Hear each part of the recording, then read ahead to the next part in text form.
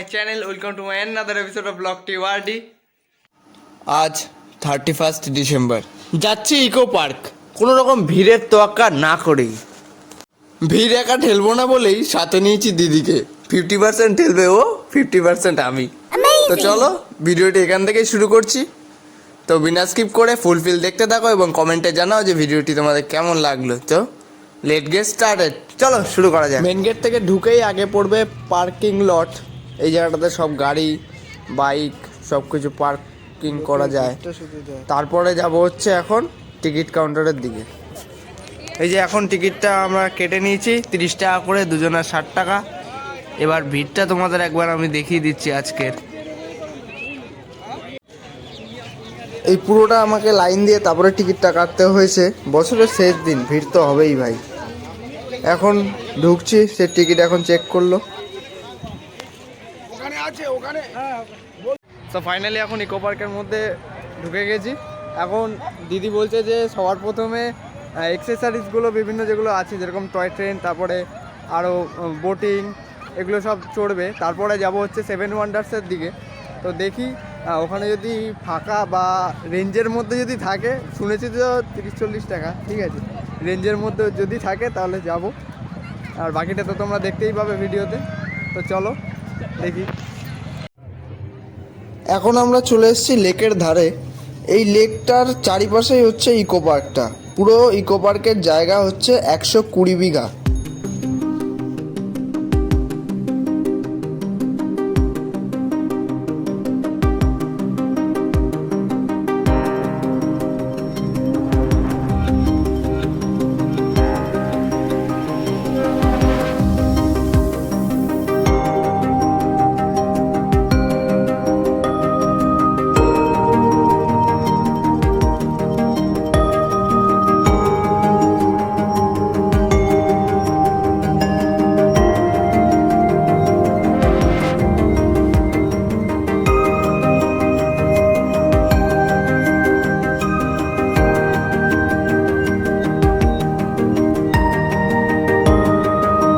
বিভিন্ন ধরনের এক্সেসারিজগুলোতে বিশাল লেভেলের লাইন তোমাদের দেখালাম। তো সেটাতে মানে ভিড় ছিল বলে এখন চলে আসলাম হচ্ছে রোজ গার্ডেনে।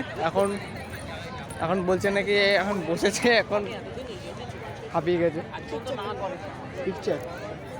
পিকচার তুলে দিতে বলছে, মানে ছবি তুলতে ফেড আপ হয়ে গেলাম।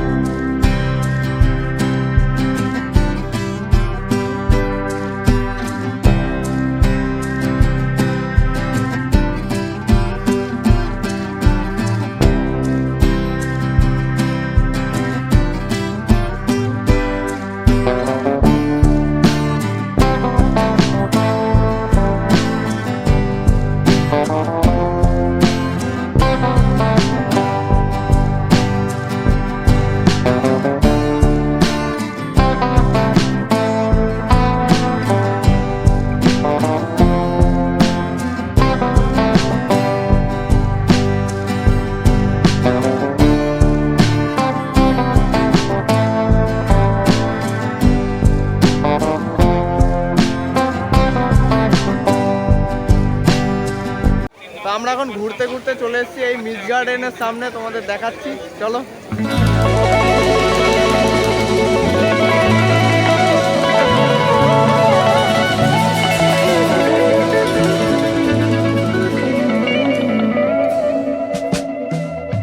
এই ইকো পার্কে আসলেও আপনারা চিড়িয়াখানার ফিলিংসটা নিতে পারবেন। এই যে পেছনে আমাদের বিরাট বড় বড় জিরাফ আছে, আরও অনেক কিছু আছে, চলো দেখাচ্ছি।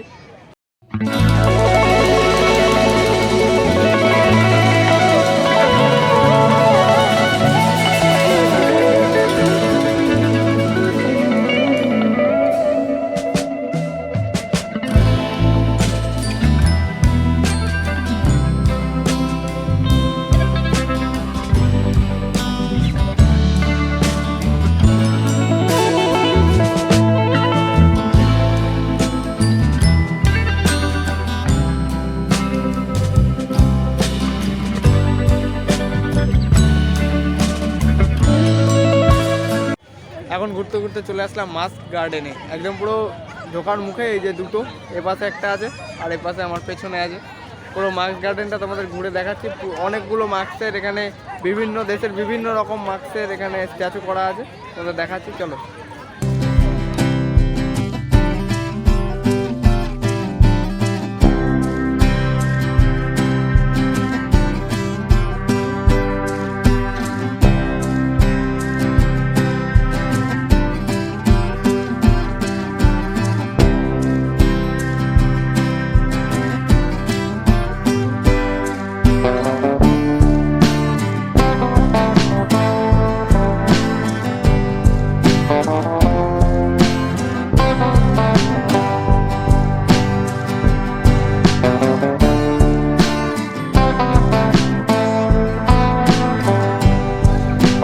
এখন আমরা চলে এসেছি ঘুম স্টেশনে।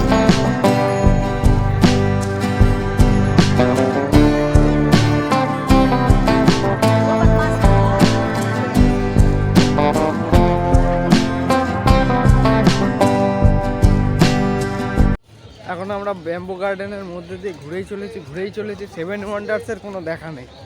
আসলে অনেক বিস্তৃত তো এরিয়াটা, 120 বিঘা জমি নিয়ে এই পার্কটি, পুরোটা একদিনে শেষ করা নাজেহাল ব্যাপার। দেখি।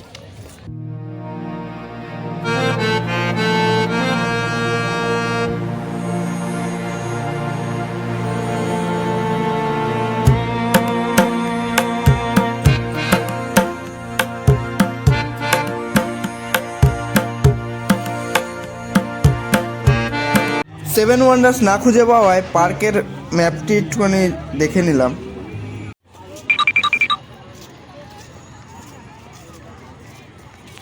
সেভেন ওয়ান্ডার্স খুঁজতে আমরা এখন চলে এসেছি চিলড্রেন্স পার্কের মধ্যে। এবার দেখি এবার কোন দিকে পড়ে, ম্যাপ তো দেখে এদিকেই বলছে যে চিলড্রেন্স পার্কটা পার করে তারপর যেতে হবে 7 ওয়ান্ডার্সে। চিলড্রেন্স পার্কে ঢুকতেই বাদিকে দেখবে দুখানা সেম টু সেম এরকমই জলপ্রপাত বলো, ঝর্ণা বলো, সেম। সবাই এটার ছবি টবি সবাই তুলতে পারবে। শেষমেশ ঘুরতে ঘুরতে বা পাক খেতে খেতে চলেই আসলাম 7 ওয়ান্ডার্সের টিকিট কাউন্টারের সামনে। চট করে কেটে নিলাম দুটো টিকিট। এখানেও 30 টাকা করে, দুটো 60 টাকা। এখানেও সেই নৈহাটির কালী পুজোর মতো বাস দিয়ে ঘেরা, সেই লাইন বাই লাইন অনুপাতে যেতে হচ্ছে। ঢুকেই ফার্স্টে একদম পড়বে পিরামিডের এরিয়া, পুরো একদম মিশরীয় সভ্যতা, সব কিছু পিরামিডগুলো সব দেখা যাবে এখানে।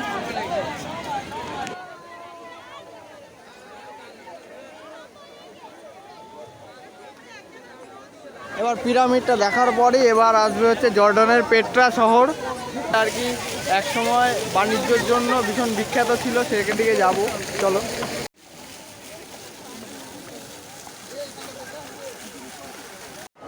এই হলো জর্ডানের পেট্রা শহর।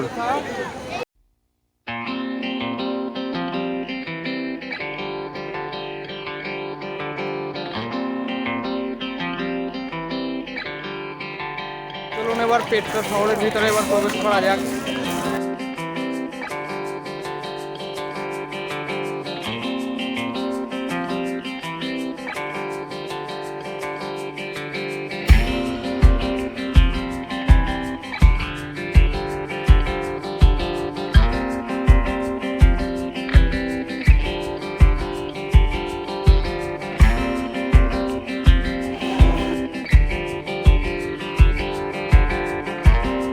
এখানে আসলে পরে তোমরা বিভিন্ন ধরনের এরকম স্ট্রাকচার, এরকম মূর্তি তোমরা দেখতে পাবে, বিভিন্ন নকশা সেই পুরোনো আমলের। এই পেট্রা শহর থেকে বেরিয়ে ডান দিকে দেখবে হচ্ছে তাজমহল, আর বাদিকে হচ্ছে মুয়াই, আর একদম এই ক্রাইস্ট দ্য রিডিমার, মানে বাদিক ঘেসেই এটা, সরি এটা হচ্ছে সোজাসুজি, আর এটা হচ্ছে বাদিক।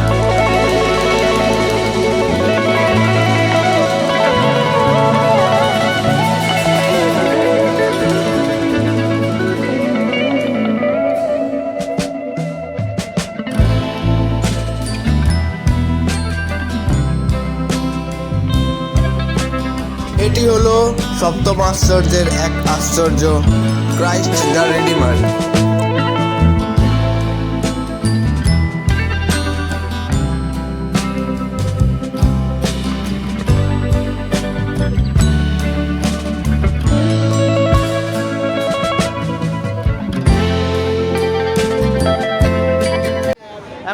সব রিডিমার থেকে বেরিয়ে এখন যাবো হচ্ছে তাজমহলের সামনে। তাজমহলটা হেভি লাগছে, পুরো একদম আগ্রার সেই যে ফিলিংসটা সেটা তোমরা নিতে পারবে সম্পূর্ণরূপে। আগ্রার ফিলিংসটা তোমরা এখানে মানে ভারতীয় সেই তাজমহলের ফিলিংস এখানে নেওয়া যাবে। ঠিক আছে, 30 টাকা প্রথম উসুল, পুরো একদম উসুল। চলে এসেছি আগ্রার তাজমহলের।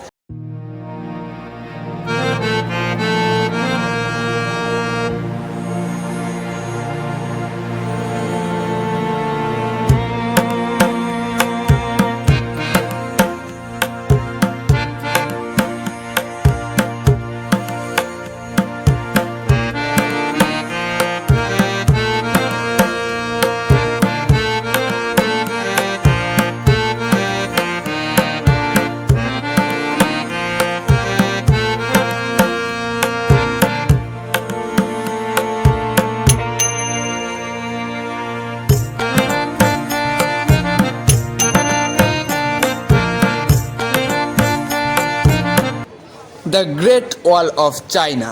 চলে এসছি এখন চীনে, দেখি করোনা যেন আবার না হয় সেই ভয়ে ভয়ে এখন এই প্রাচীরটা কভার করছি, দেখা যাক। এই 7 ওয়ান্ডার্সগুলো দিনের বেলা থেকে রাতের বেলা দেখতে আরও ভালো লাগে, যদিও বা ভিডিও করতে অসুবিধা হয় লাইটিং প্রবলেমের জন্য, কিন্তু দেখতে কিন্তু অসাধারণ। রোমের সেই কোলোসাস স্টেডিয়াম। আমরা এখন চীনের প্রাচীর থেকে বেরিয়ে যাব হচ্ছে রোমের কোলোজিয়ামে।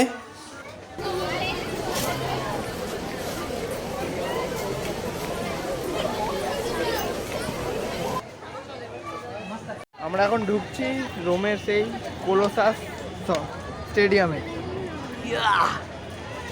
ঢুকে গেছি রোমের কোলোসাস স্টেডিয়ামে। স্টেডিয়ামটা তোমাদের আমি ঘুরিয়ে দেখাচ্ছি। রোমের এই কোলোজিয়াম স্টেডিয়ামে বিভিন্ন নাটক, থিয়েটার, বাঘে বাঘে লড়াই, বাঘে মানুষের লড়াই, এসব বিভিন্ন জিনিস অনুষ্ঠিত হতো। আর এই গ্যালারিতে ম্যাক্সিমাম 60 থেকে 80 হাজার লোক বসতে পারত একসাথে। ঠিক এরকমই স্ট্রাকচার এখানে করা, এর মধ্যেই বিভিন্ন লড়াই, তারপরে থিয়েটার, নাটক এগুলো সব অনুষ্ঠিত হতো।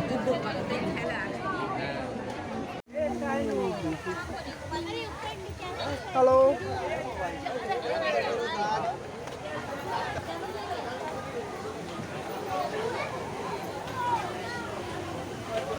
বাই দ্য ওয়ে 7 ওয়ান্ডার দেখা শেষ। এখন বেরোবো এখান থেকে, তারপর দেখি আর কি কি দেখা যায় বা ঘোরা যায়, কি খাওয়া যায়। চলো। ফাইনালি সম্পূর্ণ পার্কটা কভার করা হয়ে গেছে, শুধুমাত্র কোনো এক্সেসারিজ চড়তে পারিনি।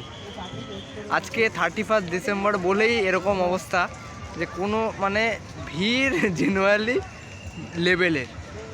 ঠিক আছে, একটা এক্সেসারিজের একটা টিকিট কাটতে গেলে ম্যাক্সিমাম 2 ঘন্টা দাঁড়িয়ে থাকতে হচ্ছে, এরকম কেস। তার জন্য কিছু চড়তে পারিনি। তো এখানে ভিডিওটা আমি শেষ করছি। তো ভিডিওটি ভালো লাগলে কমেন্ট এবং লাইক, আর চ্যানেলটাকে অতি অবশ্যই সাবস্ক্রাইব করে দিও। তো টাটা, বাই বাই, দেখা হচ্ছে অন্য কোনো এক্সাইটিং ভিডিওতে। তো টাটা, ভালো থেকো।